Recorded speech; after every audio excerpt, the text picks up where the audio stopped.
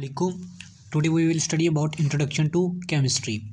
Chemistry के को समझने के लिए सबसे पहले साइंस की डेफिनेशन को अंडरस्टैंड कीजिए कि व्हाट इज़ साइंस। अब साइंस क्या होती है? Science basically two words, observation observation and experimentation. ठीक है। साइंस ऐसा नॉलेज है, ऐसा इल्म है कि ये जो इन दो चीज़ों से हमें ऑब्टेन होता है। मिसाल के तौर पर सबसे पहले आ जाता है ऑब्जर्वेशन। ऑब्जर्वेशन क्या होता है? ऑब्जर्वेशन कहते हैं मुशाहदा करने को, यानी कि किसी ऐसी चीज़ के बारे में मुशाहदा करना।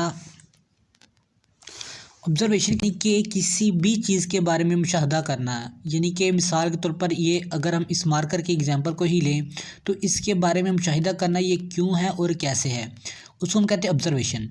और ऑब्जर्वेशन करने के बाद उसके ऊपर एक्सपेरिमेंट करना, ठीक है, उसकी वजूहात को बयान करना, एक्सपेरिमेंट करना, ये कहलाता है साइंस। यानी कि दी नॉलेज है, ऐसा इल्म जो हमें हासिल होता है ऑब्जर्वेशन से या एक्सपेरिमेंटेशन से, उसको हम साइंस कहते हैं। तो अब साइंस की आगे मज़ीद 3 टाइप्स हैं। सबसे पहले आ जाता है यूनिवर्सल साइंस,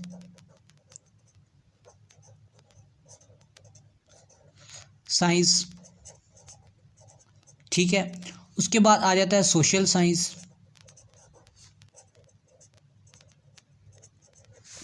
ठीक है। पे आ जाता है फॉर्मल साइंसेस, ठीक है। यूनिवर्सल साइंस में अब हम क्या करते हैं? यूनिवर्सल साइंस में अगर मज़ीद हम 3 चीज़ों के बारे में स्टडी करते हैं, फिज़िक्स,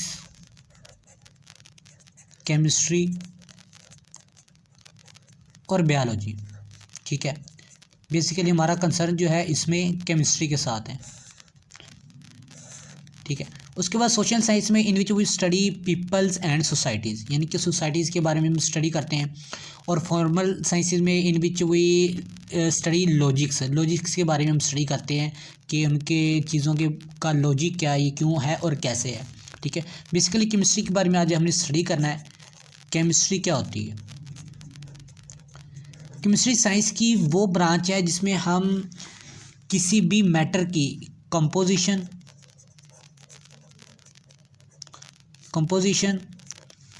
नंबर 2 उसका स्ट्रक्चर, नंबर 3 पे प्रॉपर्टीज़ और नंबर 4 पे रिएक्शन, किसके? मैटर के। अब मैटर क्या होता है? सबसे पहले मैटर की डेफिनेशन को समझ लीजिए। मैटर किसी भी ऐसी चीज़ को कहते हैं जो वज़न रखती हो और जगह घेरती हो, यानी कि having a mass and occupy space anything in the universe. मिसाल के तौर पर अगर हम इस मार्कर को ही देखें तो इसका माइनर सा थोड़ा सा वज़न भी होगा और इसने स्पेस भी ऑक्यूपाई की हुई है, तो इस चीज़ को मैटर कहते हैं, ठीक है। अब देखें कि एयर, हवा जो है ना, इसका मैस होता है ना वेट होता है, ना उसमें जगह घेरी होती है।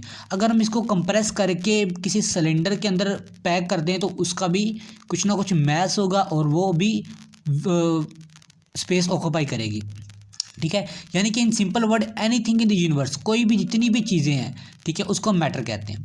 अब मैटर की हमने सबसे पहले कंपोजिशन के बारे में स्टडी करना है, फिर उसके स्ट्रक्चर के बारे में, फिर प्रॉपर्टीज़ के बारे में और फिर रिएक्शन के बारे में। बेसिकली इन केमिस्ट्री के अंदर हम मैटर की 3 हालतों के बारे में स्टडी करते हैं, ठीक है, सॉलिड, लिक्विड और गैस, ठीक है। अगर मैं आपको मिसाल दूं वाटर की, water it is a matter. अगर हम सबसे पहले देखते हैं हम कंपोजिशन को, ठीक है। कंपोजिशन में हम क्या करते हैं कि इसकी ये किन की चीज़ों से मिलकर बना हुआ है। मिसाल के तौर पर हाइड्रोजन इसमें कितने हैं? 2, और ऑक्सीजन कितने हैं? 1, यानी कि ये हाइड्रोजन और ऑक्सीजन से 2 एटम से मिलकर बना हुआ है। इसकी ये होती है कंपोजिशन, यानी कि कितने एटम से और किस किस चीज़ से मिलकर बना हुआ है। सबसे पहले हम केमिस्ट्री में इस चीज़ के बारे में स्टडी करते हैं, मैटर की कंपोजिशन क्या है, उसकी किस चीज़ से मिलकर बना हुआ है, ठीक है। और नंबर 2 पे आ जाता है उसका स्ट्रक्चर। अब स्ट्रक्चर के बारे में हम क्या करते हैं? 2 पे आ जाता है स्ट्रक्चर। अब स्ट्रक्चर में क्या करते हैं कि हम देखते हैं कि मैटर का बनने का तरीक़ेकार क्या है, किस उसका स्ट्रक्चर क्या है। मिसाल के तौर पर अगर हम देखें वाटर है, ठीक है, वाटर की ही मिसाल ले लेते हैं। वाटर है, वाटर का स्ट्रक्चर अगर हम केमिस्ट्रिकली में देखें, केमिकली देखें, तो इसका कुछ इस तरीके का स्ट्रक्चर होता है। क्योंकि इधर लोन पेयर होते हैं, लोन पेयर क्या करते हैं, इनके दोनों बॉन्ड्स को आपस में बेंड कर देते हैं। ठीक है, अब ऑक्सीजन के पास 2 लोन पेयर होते हैं और 2 पेयर की फॉर्म में नहीं होते, वो सेपरेट होते हैं। और जो हाइड्रोजन है, इनका ये एक एटम होता है, इस वजह से ये बॉन्डिंग करते हैं। तो अब ये कुछ इस तरीका का केमिस्ट्री के अंदर स्ट्रक्चर है, जो आगे हम मज़ीद एक्सप्लेन के साथ पढ़ेंगे। तो ये मैटर के इस स्ट्रक्चर के बारे में भी केमिस्ट्री में स्टडी किया जाता है। ठीक है, नेक्स्ट आ जाता है प्रॉपर्टीज़।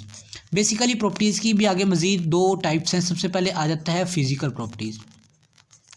ठीक है, अब फिज़िकल प्रॉपर्टीज़ में हम क्या करते हैं, मैटर की फ़िज़िकली स्टेट्स के बारे में डिस्कस करते हैं।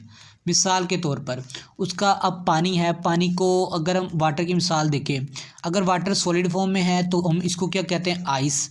ठीक है, उसके बाद अगर इसको हम हीट करेंगे तो वो किस में चले जाएगा, लिक्विड फॉर्म में चले जाएगा। और उसके बाद मज़ीद अगर हम उसको हीट करेंगे तो वो गैस फॉर्म में चले जाएगा। अब देखें, चीज़ प्रॉपर्टीज़ उसकी फ़िज़िकली जो है वो चेंज हो रही है, वैसे ही वो सेम ही है। मिसाल के तौर पर किसी भी चीज़ की फ़िज़िकल जिस्मानी हालत के बारे में स्टडी करना, मिसाल के तौर पर स्मेल हो गया, टेस्ट, ये सारी जो है ये क्या है, फ़िज़िकल प्रॉपर्टीज़ हैं। और उसके बाद आ जाता है नेक्स्ट केमिकल प्रॉपर्टीज़। अब केमिकल प्रॉपर्टीज़ में क्या करते हैं, हम केमिकली किसी भी चीज़ को केमिकली स्टडी करते हैं। ठीक है, केमिकल स्टडी करते हैं। मिसाल के तौर पर अब वाटर की ही एग्जांपल ले लें। ठीक है, वाटर को जब हमने हीट किया सॉलिड फॉर्म से वो लिक्विड फॉर्म में कन्वर्ट हो गया। अब इसके अंदर कौन कौन से रिएक्शन हुए हैं, वो उनको हम केमिकली कहते हैं। मिसाल के तौर पर अब सॉलिड से लिक्विड फॉर्म में कैसे कन्वर्ट हो गया, वाटर के दरमियान जो बॉन्डिंग थी आपस में वो कैसे ब्रेक डाउन होगी, यानी कि उसको केमिकली डील करना। किसी भी चीज़ को केमिकली डील करना क्या होता है, उसकी केमिकल प्रॉपर्टीज़ होती हैं। तो हम केमिस्ट्री में क्या करते हैं, मैटर की फ़िज़िकल और केमिकल प्रॉपर्टीज़ के बारे में भी डिस्कस करते हैं कि यानी कि इसकी फ़िज़िकली कंडीशन क्या है, और अगर हम केमिकली देखें तो केमिकल इसकी कंडीशन क्या होगी। अच्छा, अब लास्ट पे आ जाता है reaction of matter. Reaction of matter, अब रिएक्शन ऑफ मैटर में हम रिएक्शन ऑफ मैटर में क्या करते हैं कि हम देखते हैं कि मैटर का एक एलिमेंट के साथ दूसरी एलिमेंट का क्या रिलेशन है, क्या रिएक्शन है। मिसाल के तौर पर अगर वाटर का हम देखें, वाटर को जब हम सोडियम नमक को जब पानी में हम हल करेंगे, डिज़ोल्व करेंगे तो डिज़ोल्व इजीली हो जाएगा।